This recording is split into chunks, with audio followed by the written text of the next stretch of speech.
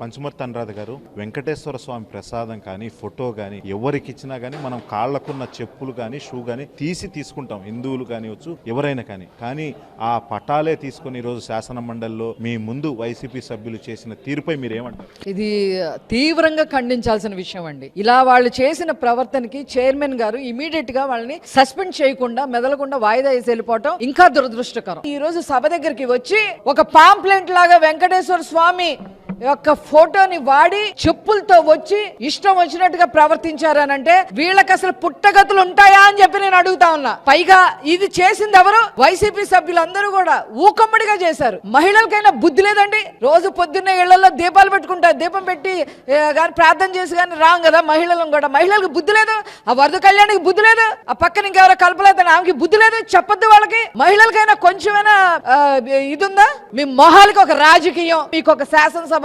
సభ్యులుగా మీకు ఒక ట్యాగ్ లైన్. ఏమనుకుంటున్నారు అసలు వెంకటేశ్వర స్వామి గురించి? ఇన్నిసార్లు ఇలా చేస్తారా? ఖబర్దార్ చెప్తున్నా, వెంకటేశ్వర స్వామి అన్ని చూడట్లేదని మీరు అనుకుంటున్నారేమో. మీ గొయ్యి మీరే తవ్వుకున్నారు. ఈ రోజు